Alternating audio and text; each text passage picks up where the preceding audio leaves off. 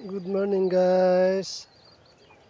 Ang video ko ngayon guys ay ipapakita ko sa inyo yung natapos namin na forma ng beam at saka mga bakal niya guys. Bali ang pinupurmahan na lang guys ngayon is yung sa may retaining wall na lang guys. Yun guys oh. Ayun na lang pinupurmahan namin. Ayan. So bukas patatapos na yun guys. Wednesday mabubuhusan na yan. Ilang araw na lang guys matatapos na tong beam na ito guys para sa second floor. Tapos iset ko na kaagad yung slab niyan guys para mapag-umpisa ulit kami dyan sa second floor na yan guys. Yan, kahit sobrang tirik ng araw guys, hindi alintana, basta trabaho lang. Yan naman ang hinahanap natin, trabaho, kaya kahit anumang hirap ng trabaho o ano man ang pinagdadaanan natin sa sobrang init, minsan umambon, kakayanin natin guys para sa pamilya. Ayan guys, kaya ito papasalamat ako na pormahan na lahat. Konti na lang yung retaining wall na lang guys. Ayan guys, ready for slab na yan guys. Pag natapos yung buhos niyan, dire-diretso slab na yan guys. Ayan. Ayan guys. Ayan na lang, konti na lang dun yung retaining wall guys ang hindi pa napurmahan.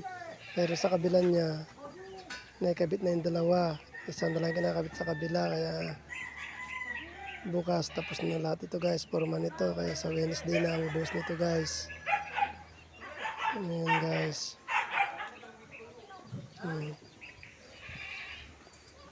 Ayan, gumawa na kami ng mga kahoy dito sa tabi-tabi na bilog-bilog. Yan ang pananglagay namin ng brace yung iba. Ayan guys. Yan naisip ko rin na mag-video ako ng sarili ko dyan sa trabaho namin guys. Ayan guys.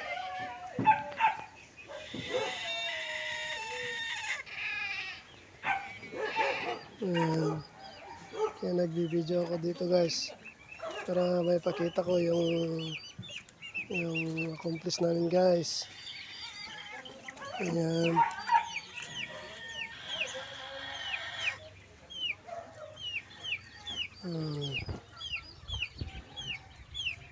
Sabi nga nila video pag may time guys, hindi naman lagi-lagi.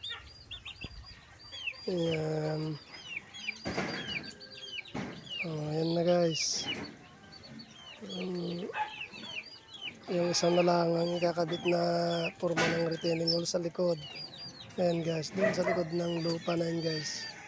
Alam niyo yung lupa na yan guys, napakatigas na lupa na yan guys. Yung ano yan, yung adobe. Adobe yan, kaya dalawang bako ang ginamit namin dyan guys. Yung may pencil breaker, tsaka yung bako na malaki, naghahakot, tapos yung isa nagbabakbak. Ayan guys, hindi nga mabakbak yan ng malaking bako, hindi niya kaya. Kaya dalawang bako ang ginamit namin dyan guys.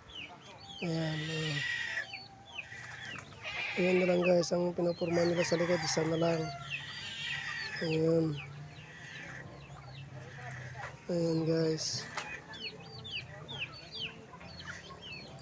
Ayan guys. Panoorin nyo guys yung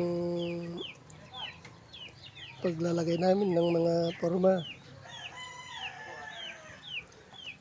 Ayan guys, yan.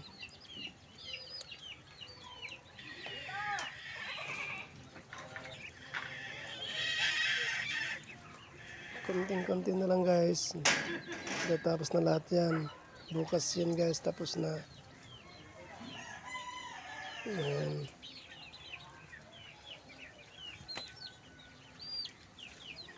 Nakatapos din kami kahit papaano guys, kahit sobrang lakas ng init. Tubig lang ng tubig, inom lang ng inom ng tubig para hindi lang ma-dehydrate ang katawan. Ganyan talaga ang trabahong construction guys. Tiis, tiis, tiis lang. Ayan. Ayan guys.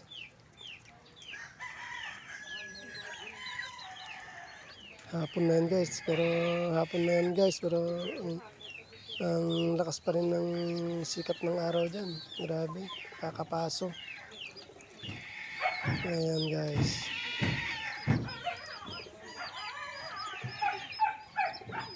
Napaka-lit kasi ng space doon sa likod guys, kaya nahirapan sila.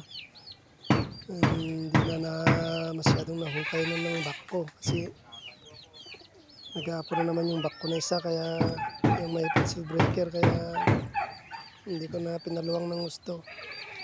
Halos sakto-sakto lang guys. 50 cm lang ang kanya sa likod. Space. Ayan guys, hanggang dito na lang muna yung video ko guys. Thank you for watching guys. Bye bye and I love you all. God bless you all. Bye bye.